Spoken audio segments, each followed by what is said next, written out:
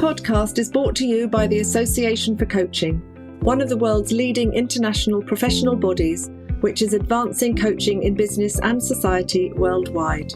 I'm your host, Rosie Nice, executive coach, leadership development consultant, and founder of Magic Coaching. And in this new series, we'll be exploring how organisations can thrive and help their teams reach their full potential by creating a successful coaching culture. I'll be talking with leaders from a wide range of organisations, inviting them to share their personal, real-life experiences of embedding a coaching approach within their workplace, hearing their successes, the challenges they've faced, and the lessons they've learned along the way.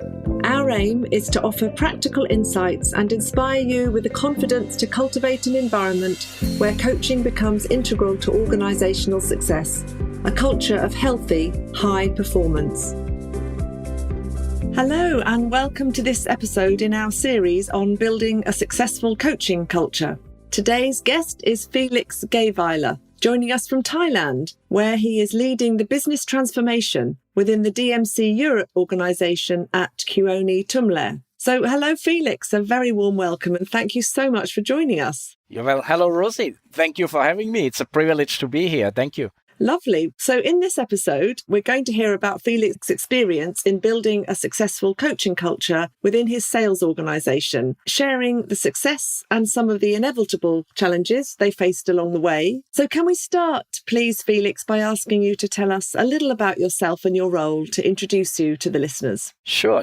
Well, I came to Asia, around 30 years ago. It was quite a different time back then. So internet, email was just about to be introduced. During that time, it was knowledge and I would say subject matter expertise which counted. And that is also where I basically was able to make a difference by then. So when I came here, I started to build a sales organization throughout Southeast Asia for a competition company of where I am today. And I did this without having any sales training or any sales knowledge. By then, knowledge about Europe, knowledge about travel products. And I maybe have to say that we are selling travel products in the B2B area all over Asia to travel agents here. So it was more about the knowledge about the destination, more about knowing the logistic operational processes which counted during that time. And not much actually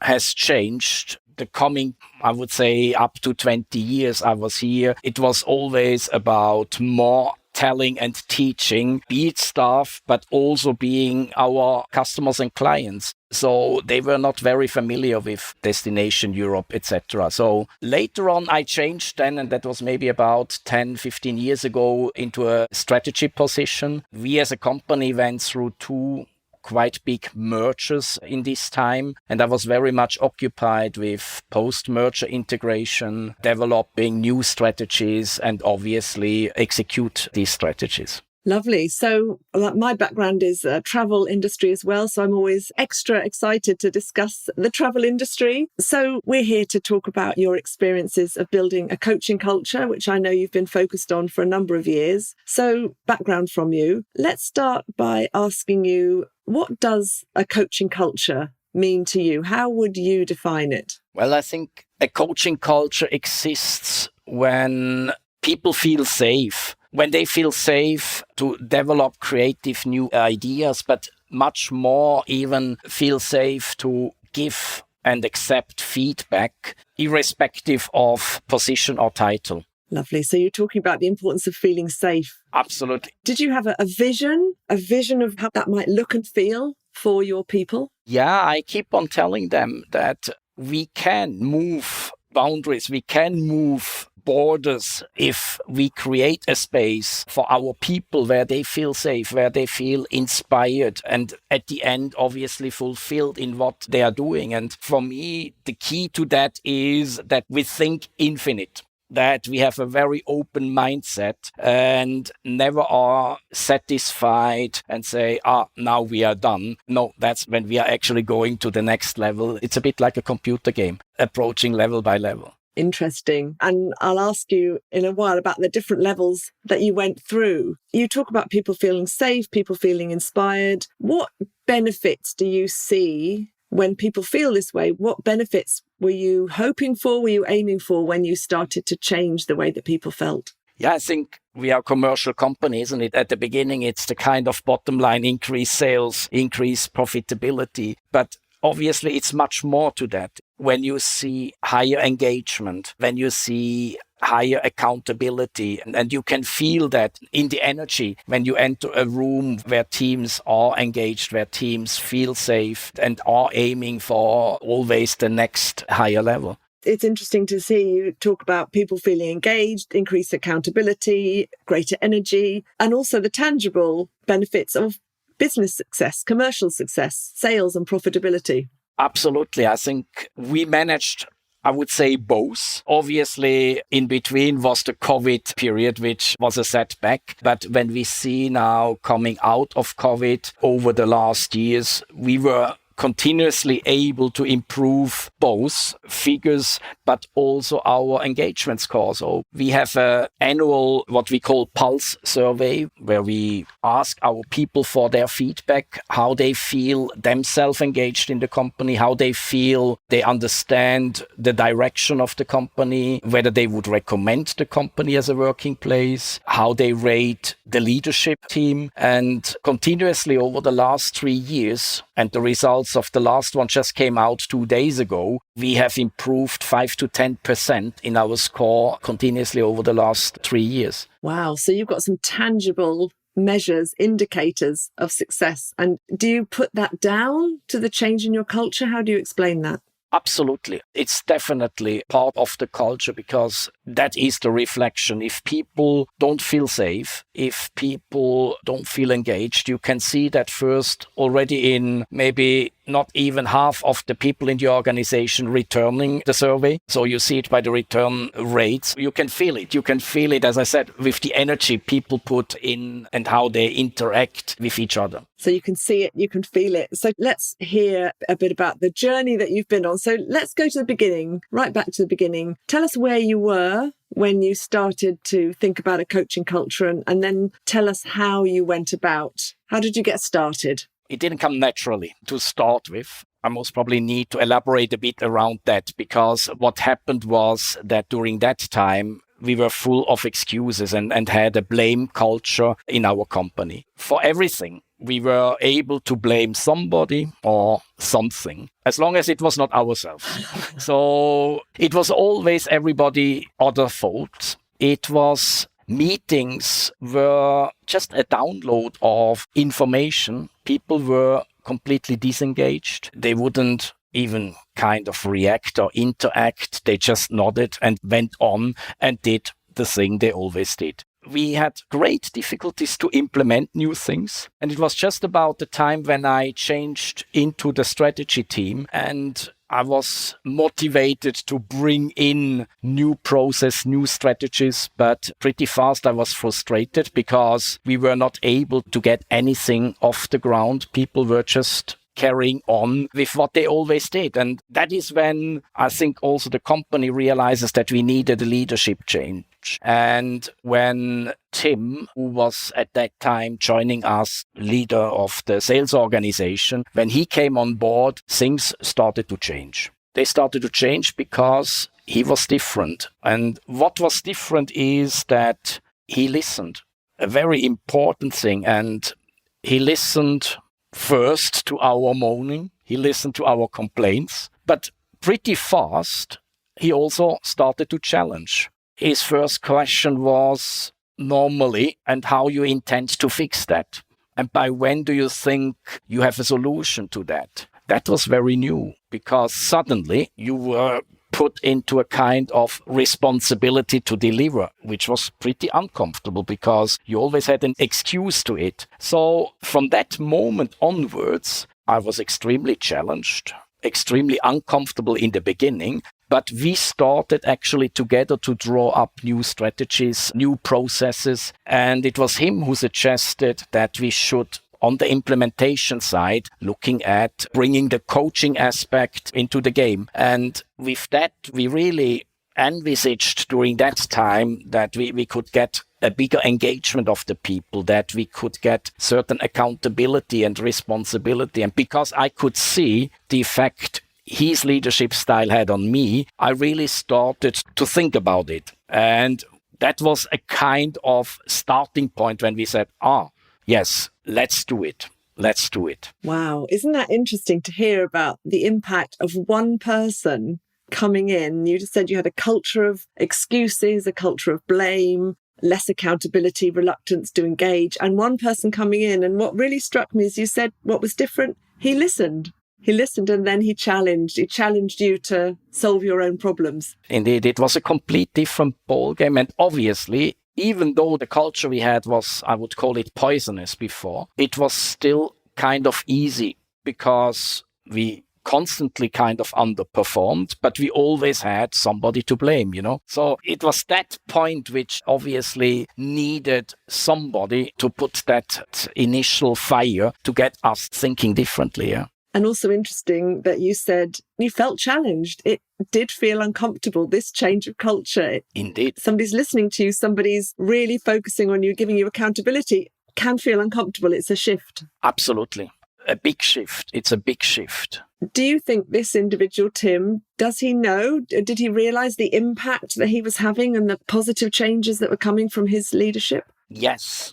He definitely did, because I think he also came in with that mission and he was pretty fast able to analyze what was wrong in it. And I think he realized, coming as an outsider, he couldn't change and take out all the people because there was still this element of subject matter expertise on which he had to base. And I think he realized very fast that he only needed to change the way we think. And by doing so, we were able to turn that around, yes. And I guess changing the way that you think is probably the most powerful change of all, would you say? Yes, absolutely. Because, it was really, what shall I say, where we struggled. It was a mindset game where we put ourselves permanently under tremendous pressure because we always had this feel of, I have to know it. I'm the boss. I have to be the one who knows it best. And this was so deep in our DNA. And that was what was holding us back, because we didn't allow basically new blood bringing their opinion to the table. We didn't expect or accept that other people have different viewpoints and that they would bring this fresh wind into the organization. So it's moving away from the perception that the role of the leader is to have all the answers and to be the font of all knowledge, and you're shifting that. How did you then define the role of a leader? If my role as a leader is not to tell you what to do, how did you shift the definition, I guess, of what it meant to be a leader within your organization? I think that kind of happened naturally. Maybe we should have or could have focused even more on that part, but there were so many elements we wanted to change. And sometimes you also just have to have the guts to start somewhere. And that's basically what Tim also encouraged us. Let's stop talking. Let's start doing it and take it from there. So I think it was this process where we kind of, as a leader, had to start being humble, accepting other opinion, start to be also curious, asking questions, not jumping to conclusions before you even understand all the facts. This was the package which kind of evolved out of it, step by step. And I'm listening and hearing real coaching behaviors, being curious, stopping, asking questions. It's exactly that what happened, but it happened not from one day to the other, obviously. It was a journey, and it was a journey of continuous improvement and accepting or having this open mindset in improvement, because it's quite interesting, isn't it, that we always think we are open-minded until, even as a coach, until we are proven that we are not. Then we always need sometimes this eye-opener to tell us, hey, here you are on this issue, you are very stubborn actually. Why don't you look around it? And I think this permanently happened also on our journey. So what happened next? What shall I say? We started to draw up a coaching process. because we said, okay, we have to start in this one-to-one interaction between a sales manager and a salesperson. And we called it performance coaching. Most probably I wouldn't call it that way today anymore. But during that time, we were still in this kind of recovery phase from constantly underperforming. So for us, performance was kind of getting us there. And having this process and starting experimenting with this process learned us one thing, that obviously you can do a one-to-one review, but you need to have the right indicators to look at, the right facts to look at. And by then, I cannot imagine, it's difficult to understand today. We only had a lag indicator basically telling us how we performed in the past, how was last month's result, or maybe some indicator just telling us the present, because we know then, or we failed because at the moment the environment is not too good, etc. So it was difficult then to have a constructive coaching discussions, because it was again more than saying, oh, you did well because you hit your target, or you did not so well because you didn't hit your target. But it was difficult to find out why people who missed the target, why they missed it. In that sense, to accept it, because we were missing all the lead indicators. And I think that was the key when we started to understand, we need to understand what we need to do right, because it also hit us that we actually were driving the wrong activities. When we realized that we might not meet our month's targets, it was too late to act, because there was basically no business out there anymore, because our sales cycle is 3 to 6 months in advance. So we were pushing our people to fix that months. And by doing so, we even didn't do the right thing, which we should have done to fix the future. So we were continuously actually running behind, kept people busy with things they were unable to even fulfill. So it was very frustrating. It was very poisonous. It was a stress in the organization, which was extremely unhealthy. So when we started to look at it and said, that's actually what we need. And that was again Tim, who came in as a sales professional, who knew what it is to look at the pipeline, to really take the sales cycle into consideration. And when I started to analyze that, and I realized that our systems doesn't provide these figures, and that was the first answer then, where people said, we don't have these figures, so we cannot do. But it was then when we started to be very persistent and said, no, we have to start here. And as of today, we have to change the way we capture things in the system. And we started to do the necessary change. We started to timestamp certain things along the sales cycle so that we always knew where we are in the way our sales cycle, our business was built up. We started to understand how many quotes we need to do for a particular departure period to, at the end, actually achieve the target. And that is, again, market by market different. Certain markets, like in Japan, the booking season is 6 months ahead, while in Southeast Asia, it's maybe 3 months ahead, etc. So all this we kind of knew, but we didn't really apply it in a systematic way. But it took us, obviously, because we started from scratch, so that we really had the figures to have a good discussion. That took us 18 months in order to have this compared data where we were last period against this period, and starting then to have the discussion. What is needed that you can actually convert this business? To also find out where salespeople were struggling in their skills.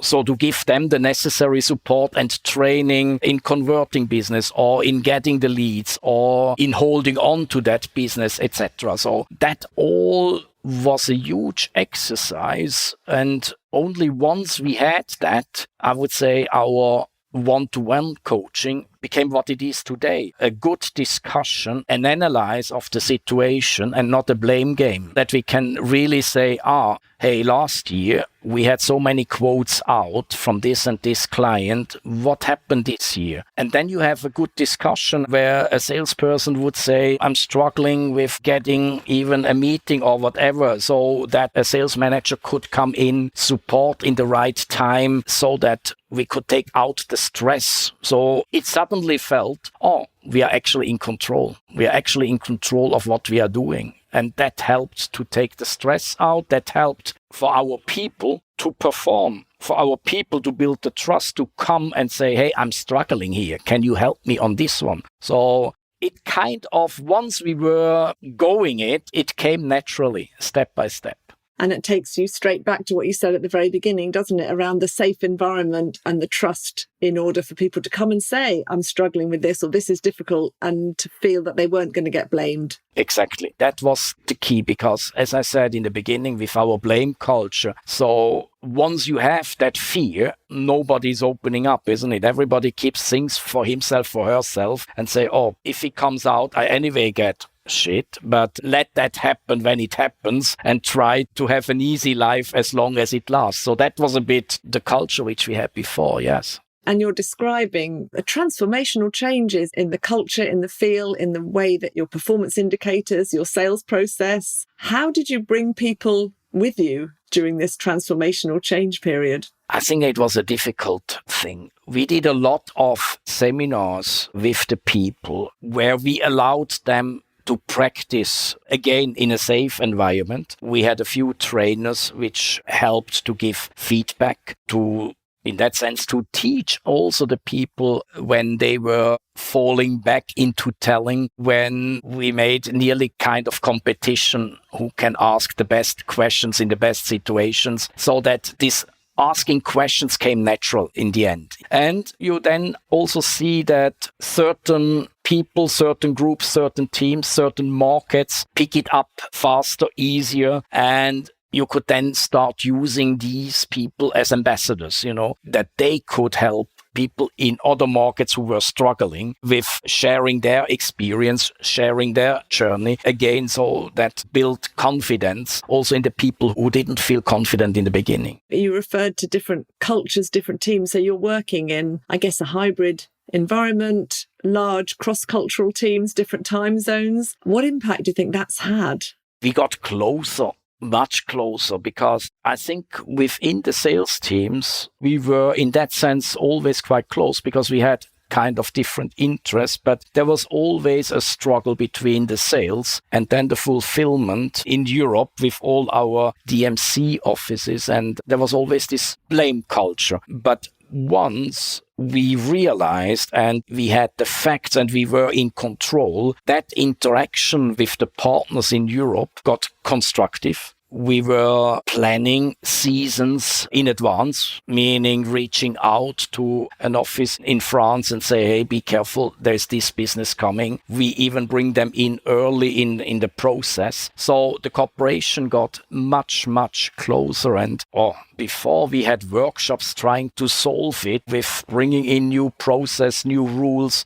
Today, nobody talks about this process and rules anymore. It's natural. The cooperation has become very close. That's lovely to hear, isn't it? Was that an unexpected positive outcome? Did you anticipate that was going to happen? To be honest, no. Again, I'm a bit a dinosaur in this business, isn't it? As you can see, I needed also a lot of convincing to get myself changed. And I kind of said, this is impossible. There will always be this kind of conflict. But where we are today, yes, that's an absolute positive surprise. And I know you've been on your own personal coaching journey, getting your own coaching qualification. And was that part of this process for you? Yes, it was. In the sense, part of the process, there was COVID coming, and COVID was obviously for us a very, very tough exercise. So we, first of all, had to let a lot of people go, but it gave us also time to restructure. But we also still had a lot of free time. And that's when I said to myself, let's use that time in a positive way. And I enrolled for this coaching training. And also there, I must say, that was an experience in itself. And it just emphasized to me how important this culture is, because I think I learned so much about myself that I ignored many things which I saw in a way right in front of me, but didn't know how to approach. So for me, yes, that personal coaching journey helped me a lot to understand why people react in a way, helped me also to listen, helped me to be more patient, and helped me to approach things from a different angle. Yeah. And so you've become very passionate about coaching. You've benefited yourself. You said you've changed quite considerably yourself as a person along this process. Have there been other people who've been less engaged and more reluctant to change the way that they led and they managed, less engaged in the process? And how have you managed that? Yeah, I think you always have people, obviously, especially in today's world, you have a bit this black and white thinking. Unfortunately, the political situation all over the world doesn't help. And you obviously have that. You have people who say, oh, that's a woke thing, this coaching stuff. You need to be tough and whatever. I think it's just trying to understand where they come from, give them time to get along. But you might also have people who by themselves realize I don't fit into this environment anymore. And then either they leave by themselves or you talk with them openly, maybe that it is better that we separate, better for both parties. And I think in the long run, patience is important, and people who are maybe in the beginning not so willing, they observe and suddenly they start realizing, oh, actually, there is something to it because the results coming out are more sustainable. Because before, we were always just jumping. As I said, we had to know it. So we immediately had an answer ready, whether it's the right or wrong one. And often we were working on things we had no idea what we are actually working on. We just had to sort and solve something. So people start realizing that a systematic approach is the right approach. And patient helps. Be patient with the people, give them time, and many people will jump on the train maybe a little bit later. And it sounds like you had some of the tangible results from the Pulse survey, but also from the sales figures that can demonstrate to people that actually this works. Absolutely. It's not just a nice to have, it's helping the business as well as helping the people. And it's sustainable, because before we always had success, but it was mostly short-term success, and the effort we put in was not sustainable. People were always at the brink of burnout, etc. So today we have a much more sustainable way of working. Yeah. And when you look back, what was the biggest challenge that you faced during this transformational process? I think it was the persistence to keep it going, the persistence to get the right facts first, the persistence on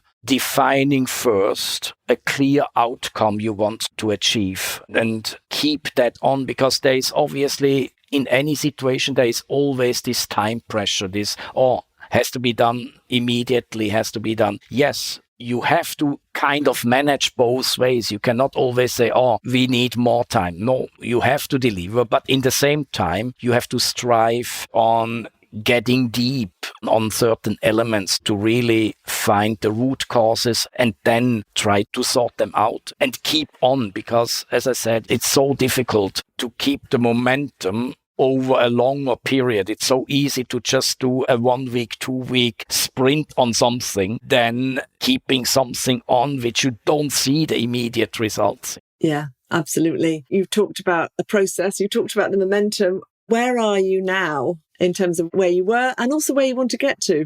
Where are we now? I think we are still on a journey, but when I look back where we were, let's say 8-9 years ago and where we are today, it's actually amazing to see how most people in our organization approach challenges today. They not immediately jump to conclusions or we have to sort it out. No, they really look at the underlying issues. They start to formulate a clear goal, what good looks like or is supposed to look like, and then start to break down the project into milestones and processes which we can measure. So I think a lot of this is coming natural, and that means we have achieved something. Absolutely. So people are leading and managing in a very different way, and teams are engaging in a very different way. Oh, yes, completely different. So it's really what I said. We are talking constructively with each other. We are able to address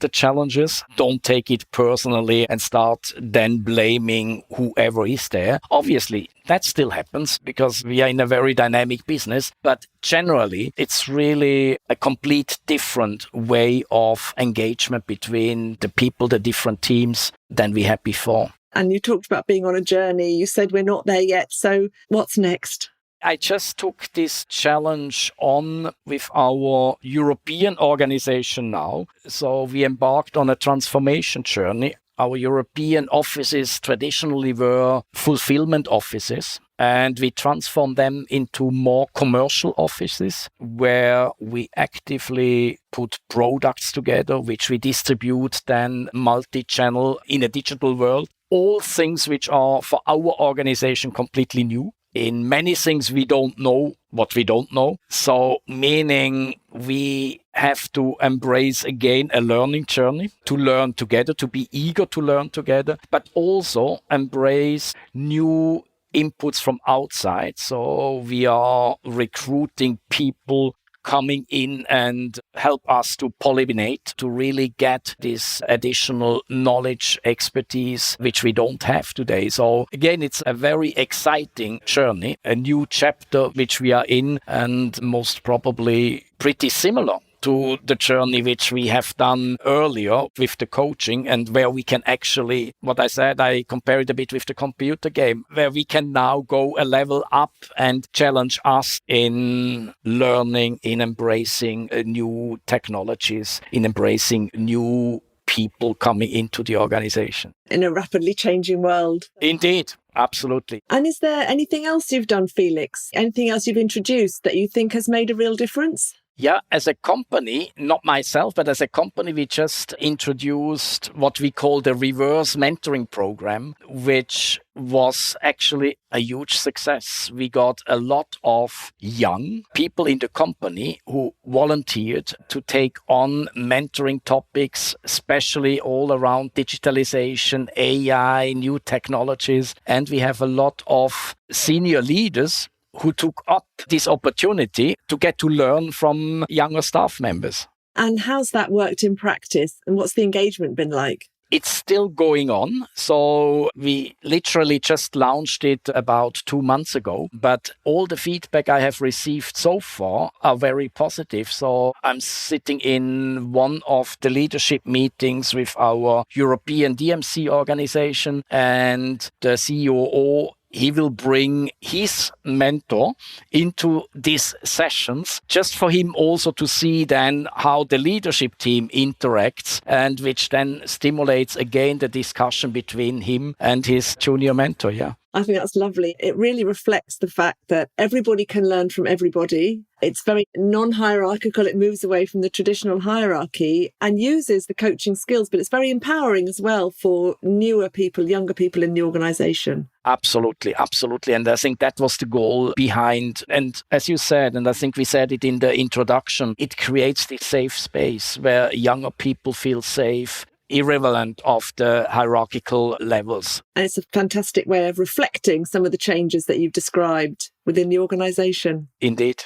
You've given us such a good description of the process, the journey that you've been on in embedding coaching into your ways of working, your ways of leading and managing. What advice would you give to somebody else who was embarking on the path of building a coaching culture? What key tips would you share with them based on your own knowledge and experience? I think there may be 2 or 3 tips which helped us, or which I would do maybe slightly different. Don't make it a scientific exercise. If you want to embark on this, start immediately, because you will never get it right from the beginning anyway. Learn to fail, improve, and work on that mindset. I think that is a very important one. And one other element is move away in your interactions with the people from having expectations. Expectations are very dangerous in the sense that if you don't formulate them properly, because they are hardly ever met, and then people are coming back to you and they don't meet your expectation, and you qualify them as underperforming and whatever. So make sure you have clear agreements in place when you put things together, and let them formulate the goal, what they want to achieve, the timeline. That doesn't mean that they do it without you agreeing to it, obviously, but it needs to be at the end an agreement, because people who agree on doing something they will hardly miss it. And if they miss it, they have a reason and they will come to you and discuss that. So with that, you can avoid a lot of what we call underperformance, etc. I think that is one of the key elements in it. So be very careful about the standards that you're measuring people's performance against. Absolutely. That's very, very important. So I think it's important that they know what, in that sense, the expectation is. And that's why I rather call it an agreement and let them formulate the agreement. I think that's key to success, yeah. And even the language is different, isn't it? It's an agreement, not a performance expectation, change in language. Absolutely. That feels to me like a fantastic place to finish our discussion with some really useful tips to share with people based on your own knowledge and experience. So Felix, thank you so much for sharing your experiences, your stories and your journey with us. It's been really interesting. Thank you. It was a real pleasure to be here. Thank you, Rosie. Thank you so much. Thank you for listening to another podcast by the Association for Coaching. For over 20 years, our purpose has been to inspire and champion coaching excellence, advance the coaching profession, and make a sustainable difference to individuals, organisations, and society. To find out more about the AC and our member benefits, follow us on LinkedIn or visit our webpage at associationforcoaching.com. Explore our digital learning hub and enjoy our extensive library of on-demand webinars, interviews, podcasts, and a portfolio of live events featuring thought leadership, tools, models, and the latest industry trends to help you develop your coaching expertise.